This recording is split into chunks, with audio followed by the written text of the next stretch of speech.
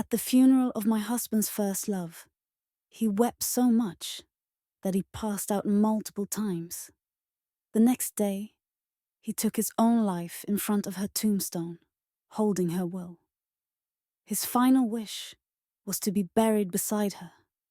Our children, deeply moved by their love story, chose to honor the elderly couple's last request. However, I, his wife of 40 years, became a subject of mockery. My young granddaughter cried, throwing her rice bowl at me, accusing me, saying it was my fault. If I hadn't emotionally tied Grandpa down all his life, he wouldn't have ended his life. She lamented that she could have been the descendant of a scientist, instead of being the granddaughter of a rural person like me. I was so upset that I had a heart attack. But then I overheard my daughter complaining about how troublesome it was to arrange yet another funeral, and how inconvenient it was for the relatives to visit. My son, indifferent, suggested that since there was no burial plot for her, we should just skip the ceremony and scatter her ashes in the river. When I opened my eyes again, I found myself reborn. Back in my 3rd year as an educated youth in the countryside. In this year, my husband had not yet given the quota for me to return to the city for work to his first love. I was carrying a basket on my back when a deep voice called out, asking me to help plant rice seedlings instead of gathering pigweed. Turning around, I saw Jordan, my childhood friend, now 21 years old. He noticed my confusion and impatiently told me that Blanche couldn't go into the water today because of her period and needed to stay on land. He asked me to swap tasks with her. Before I could respond, Blanche, standing next to me, quietly assured me that she would not compete with me for work points today. She would let me have all the work points for planting rice seedlings. I found myself both frustrated and amused, realizing how blind I had been in my past life. I had never noticed Blanche's hidden intentions, or seen that Jordan's affections had long since shifted toward her. Jordan insisted again that I hurry, as the team leader had already urged us to get moving. I sighed and picked up my basket, about to head to the rice field. But then I made a remark that stopped them both. I too was on my period and could not go into the water. In my previous life, I had swapped tasks with Blanche, giving her the easier job of gathering pigweed while I took on the harder work of planting rice seedlings in the water. Those who hadn't experienced it couldn't know just how difficult it could be. Standing in the muddy, cold water for hours was grueling. Your legs would ache, and you risked stepping on sharp objects or broken glass, cutting your feet. You also had to worry about snakes or other creatures that could bite your legs. One new youth fainted after only 10 minutes in the field when his legs were covered in leeches.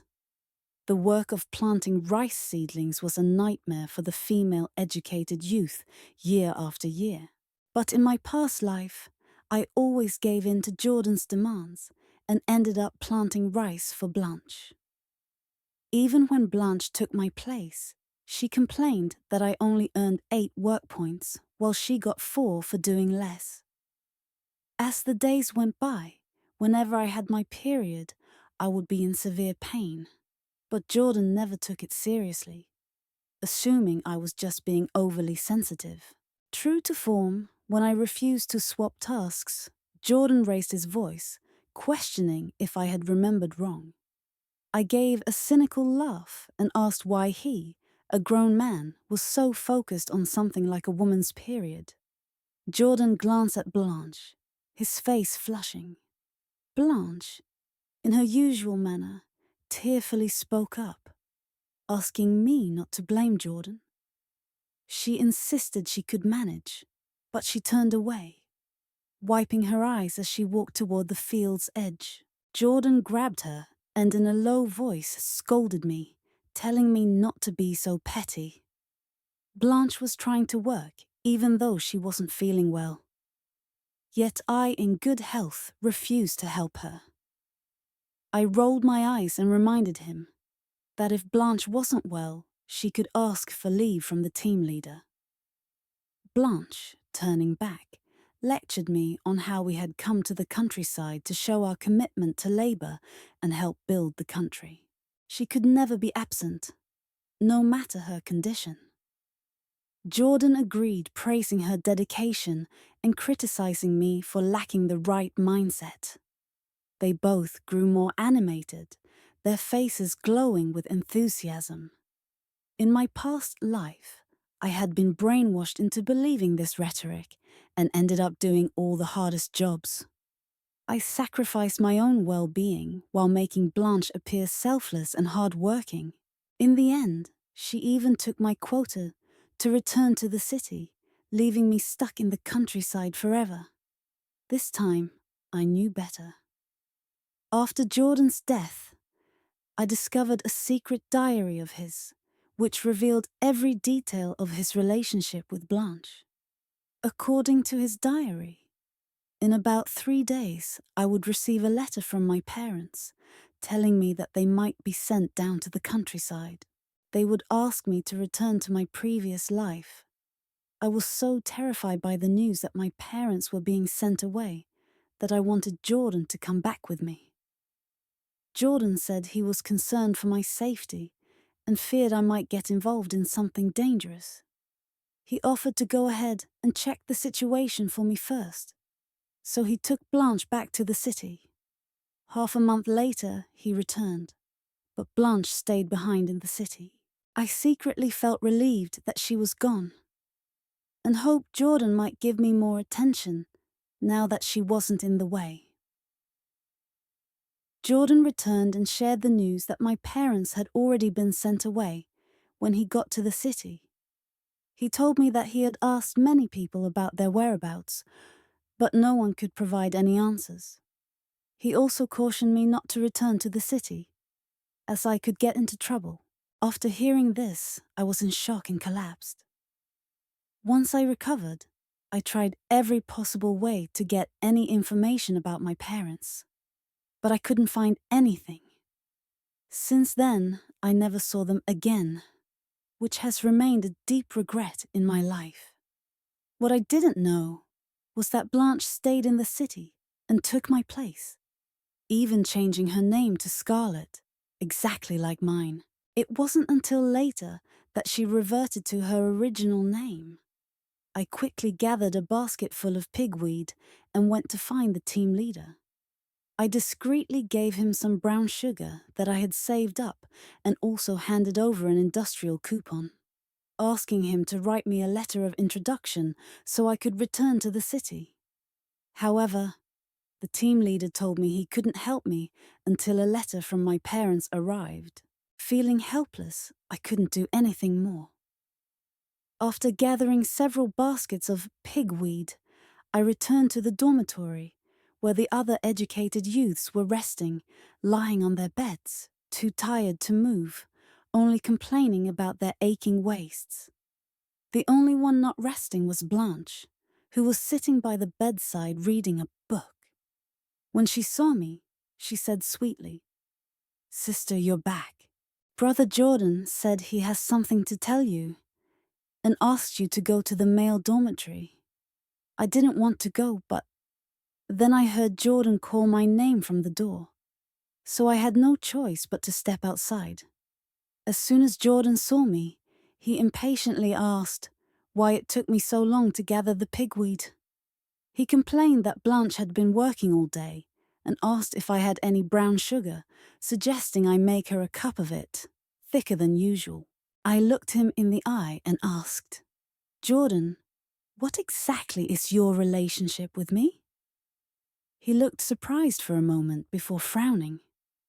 "Scarlet, stop causing trouble," he said. "Blanche didn't even swap tasks with you today. Why are you being so difficult?" "I'm exhausted from working all day in the fields," I sneered. "What does your tiredness have to do with me? I'm telling you, I won't swap jobs with her. Not today, not tomorrow, not ever. Jordan sighed and reached out, trying to pat my shoulder. Scarlett, you're being stubborn again. I've told you, I just think of her as my sister. When I see her, I think of my little sister who died young. She's still young, and it's our responsibility to take care of her a little. I pulled away from his touch. I'm tired too. She's only 2 months younger than me, so I don't need to look after her. With that, I turned around and walked away. The following day, my assigned task was to cut firewood on the mountain. Both the male and female educated youths assigned to the same job were nearly overjoyed at the chance. Blanche, who was supposed to be planting rice seedlings, had swapped jobs and followed us up the mountain. Before we entered the mountain, Jordan stopped me again. Scarlett, Blanche is weak when it comes to climbing trees to cut firewood. You should help her, and she doesn't know how to tie the firewood with leather straps. You should help her with that too. Try to gather dry branches for her. She can't carry the wet ones. I shook off his hand. Isn't Blanche here to help build the vast rural areas? Why does she need help with everything? I can't take away her chance to work. That would be stealing her glory. Blanche bit her lip, then looked at me and said confidently, Brother Jordan, trust me, there's a strong and unyielding spirit hidden in my weak body. I'm sure I can conquer this mountain. The older educated youths looked down quietly, while the newer ones were moved by her words, praising her good ideological awareness. One male educated youth criticized me, saying, Comrade Scarlett, though labor is glorious, we are all builders of the vast rural areas, and we should help one another and work together. I nodded and agreed, saying he was right, and asked him to help me carry half of the firewood later. The others quickly walked away, holding back their laughter, despite my clear refusal to help Blanche. When we entered the mountain, she still followed behind me. Maybe she thought I was still the naive woman from my past life, someone who would help her complete all the tasks, just because she cried. As we approached a steep cliff, something suddenly clicked in my mind. I remembered breaking my hand in the same spot in my past life, right before receiving the letter. It was to save Blanche. Thinking about it, a surge of anger overwhelmed me. Blanche, I gave you everything in my last life, but you stole it all from me. I had my future snatched away, without a second thought by these two. This was an opportunity my parents had worked tirelessly to create for me, and they took it from me. Gripping the sickle tightly, I turned and glared at Blanche, furious. She was startled and lost her balance, tumbling toward the edge of the cliff. Thankfully, she managed to catch herself on a clump of bushes. Still, half her body hung in the air, perilously close to falling. Blanche, terrified, cried out for help. Sister Scarlett, help me! Hurry! I watched for a moment before slowly setting down my basket and sickle. I yelled toward the other educated youths. Blanche has fallen off the cliff. Come quickly! As I heard hurried footsteps, I lay down and reached out toward her. Quick, grab my hand. I'll pull you up. Just as I was about to touch her hand, I noticed a brief flash of malice in her eyes. She reached out and grabbed at me violently. I quickly pulled my hand back, and in that instant, she missed and fell. The other youths who had arrived witnessed the moment I tried to save her but failed.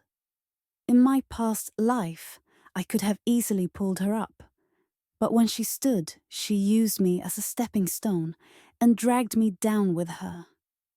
She later claimed it was just an accident, that she only had a few scratches from the bushes. While I not only broke my hand, but also suffered a cut on my face. That was why I couldn't return to the city in time. Blanche was luckier this time. She only broke her hand. As I watched her cry in Jordan's arms while they rushed her to the clinic, I couldn't help but remark, "She just hurt her hand, not her leg. She can still walk." Jordan snapped back at me. "Scarlett, before Blanche went up the mountain, I told you to look after her better. Now she's broken her hand, and you haven't even gone back to get money for her treatment. I'll deal with you later." Several other youths suggested I hurry, saying Jordan was just concerned about Blanche. I responded firmly, "Blanche is neither my sister nor my cousin. She just happens to have the same last name as me." Since we arrived in the countryside, Jordan had been overly attentive to Blanche, and I had complied with all her demands. This behavior led many of the other youths to believe that Blanche was my actual sister. They exchanged confused looks as I turned and headed back to the mountain to continue cutting firewood. There were only 2 more days before I could leave, and I had to work hard to avoid giving the team leader any reason to criticize me. I feared he wouldn't give me the letter of introduction when I returned. That evening, after a long day of work, Jordan blocked my way at the door. "Why are you back so late? Don't you know Blanche's hand is broken?" I looked at him coldly and replied, "I know, so what? I didn't push her. She fell on her own." Jordan was stunned. "Scarlett, how could you be so heartless? Didn't you hear? Blanche's hand is broken." I pushed him aside and walked in. "What does that have to do with me? Just because her hand's broken doesn't mean I don't need to work. Why should I have to take care of her?" Unexpectedly, with a slight shove, I sent Jordan stumbling backward into the door. His head hit the doorpost with a loud thud, and his eyes rolled back as he collapsed. For a moment, I froze in shock. But then I heard Blanche scream, "Someone's been killed, hurry! Scarlett has killed Brother Jordan." I felt a rush of anger toward both Jordan and Blanche, wishing I could end both their lives with my own hands. Fortunately, Jordan had only bumped his head and was unharmed. He eventually regained consciousness after a brief time. I suspected he fainted due to exhaustion from carrying Blanche to the clinic. On the 3rd and 4th days, I still hadn't received any letters from my parents. Jordan didn't pester me as he had before, constantly telling me to take care of Blanche and nagging me. One day, while waiting anxiously at the village office, I ran into the team leader. He waved dismissively at me. "I've already given Jordan and Blanche their letters of introduction. I can't give you one. You all came together, and 2 of you can go back." I felt like I was falling into an abyss as I rushed toward the dormitory. Jordan was packing his things. I shoved him aside, grabbed his bag, and started searching frantically through it. Finally, I found the letter from my parents hidden inside. Holding it up, I confronted him. "What is this? Why did you take the letter my parents sent me? What right do you have to take my letter, Jordan? Have you no shame?" Jordan's voice was unnervingly calm as he spoke, deep and steady, like the husband I'd known for 40 years in my past life. "Scarlett, I know you've been reborn. I understand. But Blanche needs the opportunity to return to the city more than you do. Scarlett, in this life, I will still marry you." My heart filled with rage and pain as I thought, "Marry me, only to pine for another woman for the rest of your life." Jordan frowned. "I admire your gentleness and virtue, and I also love Blanche's excellence and passion. She has lived a lonely life while I've been by your side all these years. Isn't that enough?" His shamelessness left me speechless. We had both lived another life. Yet he still wanted to marry me. Had I not seen the diary he'd written, I would have believed that Jordan and Blanche had stayed true to the boundaries of friendship. In truth, they had done everything a couple could do. While I was pregnant, giving birth and sitting in confinement alone, Jordan used the excuse of further studies or overtime to flirt with Blanche. Hearing him speak with such righteousness only made the situation clearer. I almost felt sick to my stomach. I coldly rejected Jordan, saying, "You're so deceitful. I have been deceived by you my whole life. And this time, I just want to stay far away from you. I don't want anything to do with you anymore." I took the letter and left the dormitory. I managed to convince the team leader to give me a letter of introduction to return to the city. Without wasting any time, I immediately bought a train ticket back. Sure enough, I ran into Jordan and Blanche on the train. They were struggling to push through the crowd. Jordan had probably decided to leave Blanche in the city to find work and had packed all her things, making the package enormous. However, Blanche had injured her hand, and Jordan, who had always been pampered, seemed unable to cope with the crowded surroundings. As I easily made my way to the front and was about to board, Jordan yelled loudly, "Scarlett, help me! Hurry and help me carry the luggage!" I glanced back at him, sweating and struggling, chuckled softly, then turned around and continued walking quickly.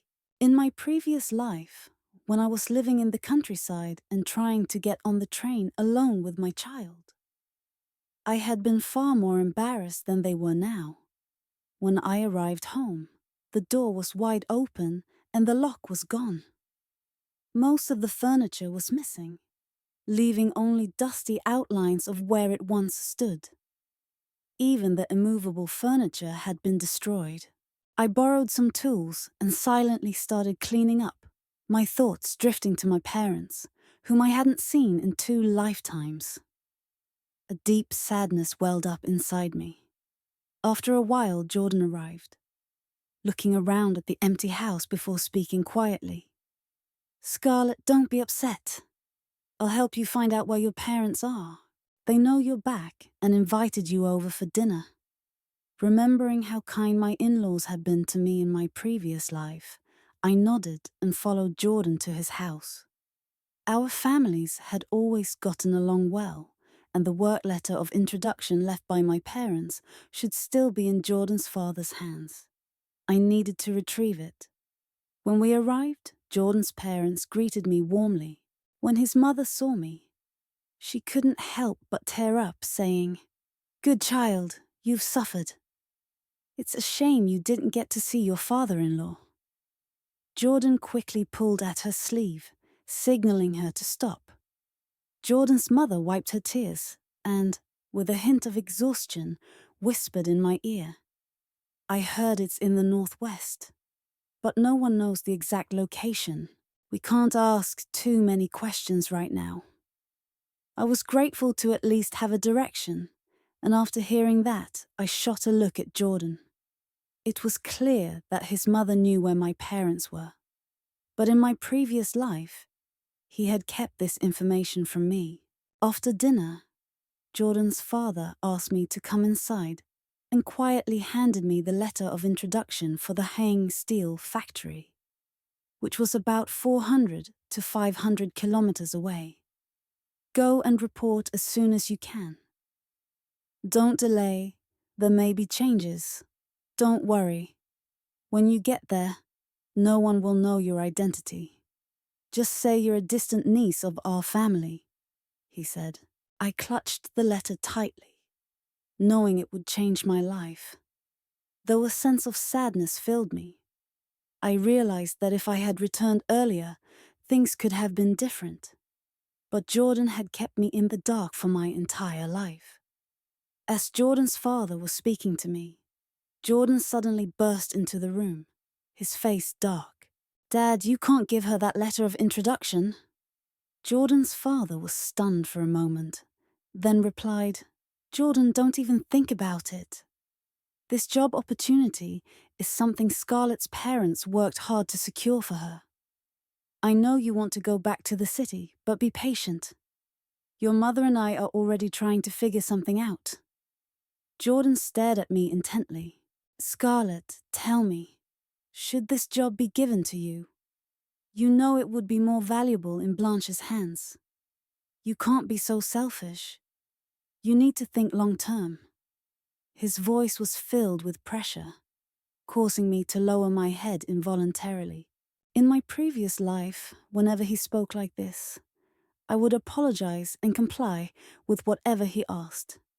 But now, holding the letter in my hand, I lifted my head and said, I don't owe you anything, not in this life nor the last. Jordan, this letter was left by my parents. Blanche has nothing to do with it. Why should she ask for this job? After a brief pause, I added, since you think your precious Blanche deserves it, go fight for it yourself. Why ask me for it? Jordan's mother was taken aback, glancing between Jordan and Blanche in the room. She stammered, Scarlett, you and Jordan aren't... What about Blanche? Jordan's father, realizing what was happening, raised his hand and slapped Jordan. Jordan, don't even think about taking Scarlett's opportunity. You have no shame. I sighed inwardly. In my previous life, Jordan had likely used every method to get his parents to agree to give the letter to Blanche. No wonder they were so kind to me, though their eyes often carried a look of guilt when they saw me. Thinking back, I felt a cold chill in my heart. Even though they felt guilty towards me, they had hidden the truth to protect their son for a lifetime. After thanking Jordan's parents, I went home, gathered my few belongings, and planned to make do for the night. Despite the broken door, I prepared to spend the night in the empty house. In my past life, I wasn't afraid. All the educated youth around me had left, and I was the only one remaining at the youth site, guarding the empty house. I felt both lost and scared, and I had to stay alert for local hooligans trying to sneak into my house. Often, I didn't dare to sleep through the night. This familiar house still held traces of my parents, so I didn't feel completely alone. Thinking about this, I slowly drifted off to sleep. Before long, I was jolted awake by a rustling sound. I had blocked the door with bricks before going to bed, and now someone was trying to push it open. Who is it? I asked sharply.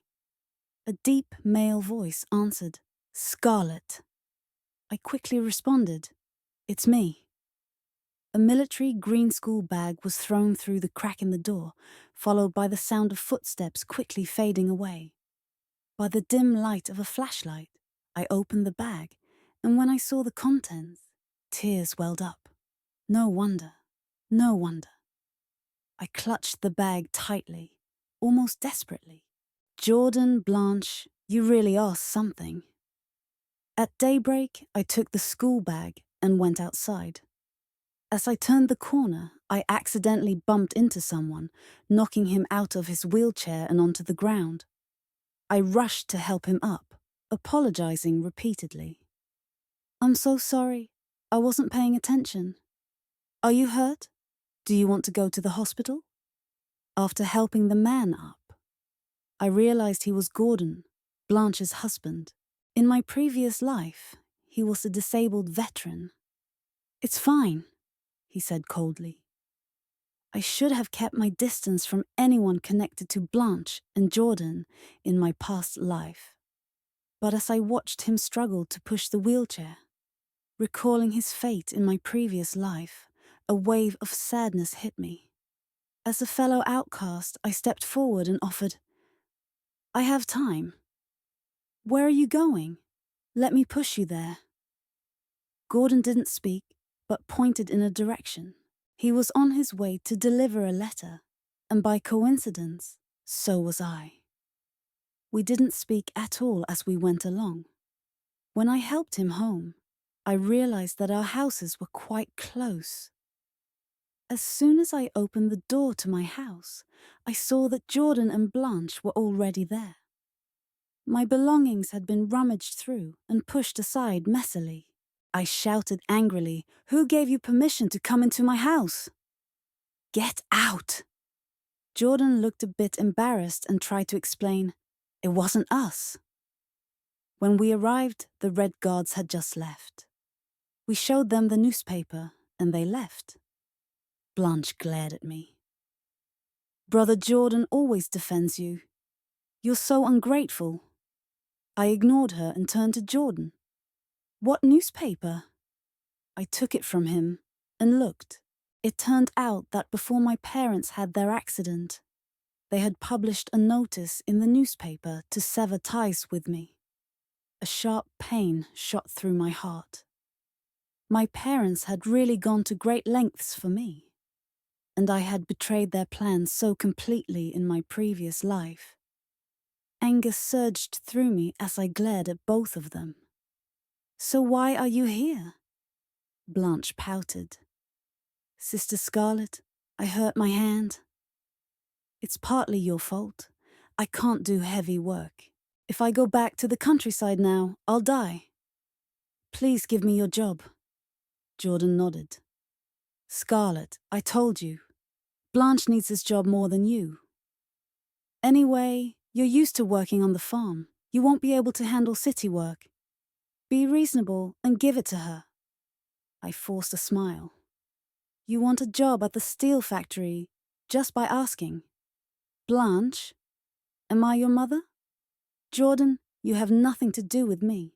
If you want the job, pay me." I had already thought this through. If I worked, I wouldn't have time to search for my parents. On the other hand, if I returned to the countryside, I would have more free time. Jordan was taken aback by my demand. "Scarlett, you've changed. You've become so mercenary that I almost don't recognize you. Don't forget, in our previous life, only Blanche made important contributions to our country. How can you make such a request? Don't you have any patriotism?" He still tried to use moral manipulation on me, even after everything. I realized that all the talk about serving the country and contributing to the people were just excuses. Blanche's so-called achievements were built on materials left by my parents. My anger exploded, and I slapped Jordan twice. When Blanche stepped forward to stop me, I grabbed her hair and slapped her several times, beating her until her face was swollen like a pig's head. She had stolen my parents' things in my previous life, refused to be kind to me, and even tried to take everything from me. I shouted at the top of my lungs, "What's stopping you two? You're just thieves, stealing my identity, my job, my life." Jordan seemed taken aback by my outburst. He shoved me away and helped Blanche walk out. As they reached the door, Jordan asked, "How much money do you want for the job?" I replied calmly, 3,000 yuan, plus 20 industrial coupons and 100 food coupons. Blanche gasped. "That's too much. Why don't you just rob people?" I sneered. "Forget it. If you don't want it, I'll wait for you for 2 days at most." I knew Jordan would agree, no matter what, for Blanche's sake. Where he would get the money didn't concern me. The next day, the Red Guards returned. They ransacked my belongings, again, and were about to force me out. I quickly packed my things and left the house.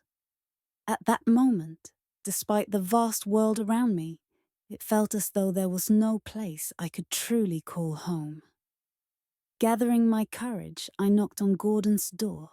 The school bag I had thrown earlier had been secretly placed under his wheelchair. Gordon's mother opened the door, looking at me with confusion. "Auntie, I'm from the Chen family next door." "My parents? I can't stay at home anymore." Could I stay with you for 2 days? I'll leave after that. Before she could respond, I heard someone in the yard speak, which made me jump in surprise. I nervously walked in and found Gordon seemingly carving something out of wood, with sawdust scattered around his wheelchair. Gordon's mother greeted me warmly and quickly set up a separate bedroom for me, which made me feel quite honored. Once she left the room, I stepped into the yard, observing Gordon, trying to figure out how to begin a conversation. Before I could say anything, he spoke up. "Are you here to look for that school bag?" I was startled, but after thinking for a moment, I decided to tell him the truth. "Yes. Could you help me keep the school bag for 2 days?" I had assumed he was a soldier who had been wounded in battle, and since he was a soldier, no one would dare mess with him. It seemed safest to leave my things with him. Gordon paused for a while. "What's in the bag?"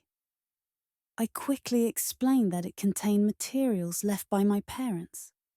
To make him agree, I took the bag out from under his wheelchair, opened it, and showed it to him. He didn't seem surprised by the contents. He likely already knew about it. When I placed the bag there, I had gambled on the fact that, as a soldier, he wouldn't know much about these items. As expected, he quickly flipped through the papers before handing the bag back to me. "Keep it yourself." I sighed in relief.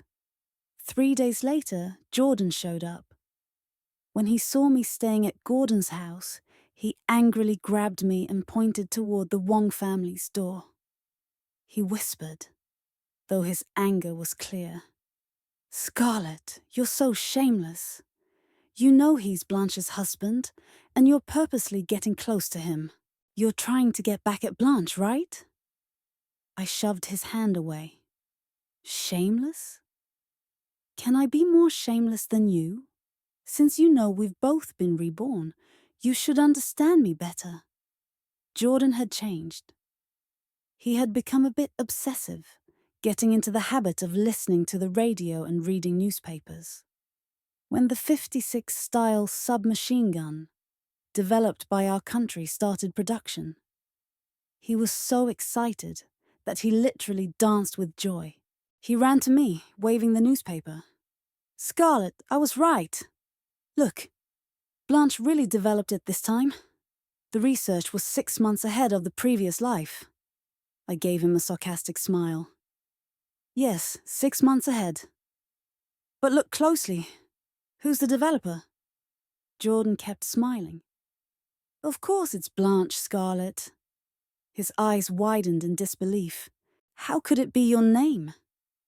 "Scarlett, you've stolen Blanche's research results. You're so shameless. Even if you've taken her work, how long can you keep it? You're just a housewife, and she's the pillar of the country." I walked past him. "You're blind and foolish." Jordan probably went back to the city to verify the news with the so-called pillar of the country. I didn't care about these things anymore. My parents had only left me half of the materials, and I needed to learn more to complete them. Staying in the countryside would only mean working in isolation. With Gordon's help, I could now stand for short periods. In the army, I had a chance to find my parents. Sadly, when Gordon's people located them, it was already too late. They were near death, having been tortured. At first, I had used my name instead of theirs when submitting research to secure better treatment for my parents. I needed to do more. I spent day and night in the factory and laboratory. 3 years later, my parents' health was restored, and I had made significant improvements to their research materials. In my previous life, Blanche had been praised for her achievements, shining like a star, while I had felt like an ugly duckling in comparison. Thankfully, I had committed all her research projects to memory in the past life, which allowed me to quickly complete these materials in this one. I returned home with my parents, and the house had been repaired. We could live there any time. When Jordan heard I was back, he rushed to my door, knocking desperately. "Scarlett, Scarlett, open the door! I know you're back!" I stepped outside, helpless. As soon as Jordan saw me, he spoke quickly. "Scarlett, I'm sorry. I didn't know Blanche had stolen your things. I misjudged her. I'm sorry. I've separated from her. She's a liar. She deceived me. Nothing she said was true. She forced me to marry her, but I never wanted to. Scarlett, I know I was wrong. Will you forgive me? I've been waiting for you these 3 years. I can't live without you. I need you." He spoke to me affectionately, but I sneered.